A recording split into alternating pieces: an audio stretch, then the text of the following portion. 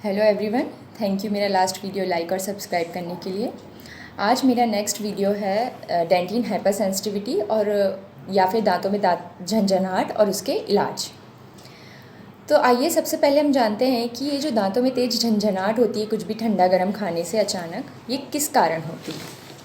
हमारा दांत 3 लेयर से मिलकर बनता है, इनेमल, डेंटिन और पल्प। इनेमल मतलब कि जो सबसे बाहर की लेयर होती है जो दांतों को सुरक्षित रखती है, डेंटिन जो उसकी दूसरी लेयर रहती है जो कि हल्के पीले कलर की रहती है, और पल्प जिसे हम जड़ कहते हैं। डेंटिन जो रहता है मेन इसके लिए रिस्पॉन्सिबल रहता है। किसी भी वजह से यदि इनेमल हमारा झड़ जाता है या फिर घिस जाता है तो डेंटिन में डेंटाइनल ट्यूब्यूल्स रहते हैं जिसमें डेंटाइनल फ्लूइड फ्लो होता रहता है। तो कुछ भी हम लोग जो अचानक से ठंडा या गर्म खाते हैं तो ये डायरेक्ट उस पर जाके लगता है और इसमें नर्व एंडिंग्स रहती हैं कुछ मात्रा में जो कि सीधा हमारे ब्रेन को अलर्ट करती हैं और हमें तेज दर्द होता है दांतों में।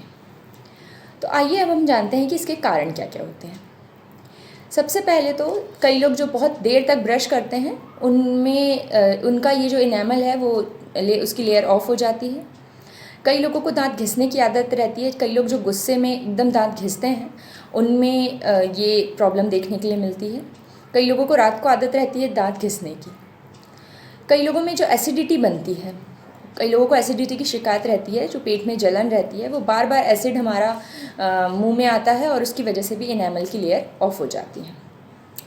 फिर हम देख सकते हैं कि कई लोगों को नाखून चबाने की आदत रहती है, कई लोगों को पेन चबाने की आदत रहती है। उन लोगों में भी ये जो है ये देखने के लिए मिलता है। कई लोग जो कोल्ड ड्रिंक ज़्यादा मात्रा में पीते हैं, जो मीठा ज़्यादा खाते हैं, उनका जो एकदम से है पीएच लेवल कम हो जाता है और वो एसिडिटी ज़्यादा हो जाती है। तो उसकी वजह से भी इनेमल जो है वो लेयर ऑफ हो जाता है। जो नॉनवेज रहते हैं उनमें ये सब चीज़ें ज़्यादा देखने के लिए मिल सकती हैं। जो कई लोग गुड़ाखू घिसते हैं, दिन भर जो अपने मुंह में लेके बैठे रहते हैं, घिसते रहते हैं, लाल दंत मंजन घिसते हैं कई लोग, उनमें भी ये चीज़ देखने के लिए मिलती है। एज एक बहुत बड़ा फैक्टर है। यदि हम लोग बहुत ज़्यादा एजेड हो जाते हैं तो उसके साथ साथ भी हमारी जो दांतों की लेयर है वो घिसते जाती है और ये जो है दांतों में झंझनाहट वो देखने के लिए मिलती है। आइए अब हम जानते हैं कि ये कितने प्रकार के रहते हैं। सबसे पहले एट्रीजन, अब्रेजन, इरोजन और एब्ट्रैक्शन।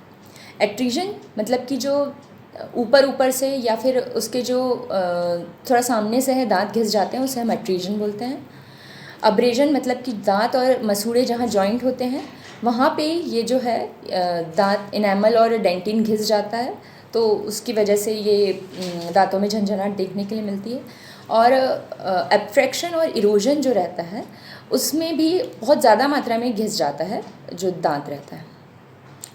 अब हम देखते हैं कि इसका जो इलाज है वो कैसे किया जा सकता है। सबसे पहले तो एट्रीजन, जिसको हम लोग नॉर्मल पेस्ट से कर सकते हैं जिसे सेंसोडाइन कहते हैं, या फिर जो कोई भी डिसेंसिटाइजिंग एजेंट्स रहते हैं जिसमें पोटेशियम रहता है, पोटेशियम नाइट्रेट, वो जो हमारे दांतों की जो नसें खुल जाती हैं, जो नर्व एंडिंग्स रहती हैं, उसको जाके ये ब्लॉक कर देता है। तो उसके कारण भी ये चीज़ का थोड़ा बहुत इलाज संभव है। एक ज़ाइलेटॉल रहता है एजेंट, उसके भी थ्रू इसका इलाज किया जा सकता है। जो अब्रेजन रहता है उसमें जो डेंटिन जो है वो थोड़ा वियर ऑफ हो जाता है तो हम जीआईसी फिलिंग या फिर जो दांतों में मसाला भरवाना जिसे हम बोलते हैं वो हम लोग भरवा सकते हैं। जो अब्फ्रैक्शन है और जो इरोजन है उसके लिए तो हमें रूट कैनाल ट्रीटमेंट करवा के कैपिंग करवानी होती है, वही इसका सबसे अच्छा इलाज है।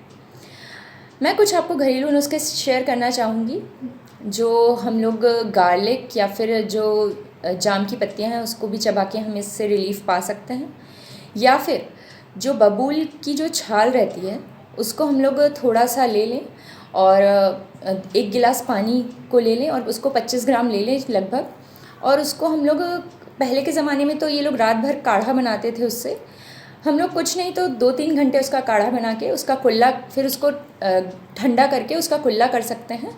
ये भी हमारे लिए बहुत फ़ायदेमंद रहता है। तो अपना ख्याल रखिए, कोरोना से बचाव करिए। Thank you very much. Please like, share, subscribe and comment on my channel. Thank you very much.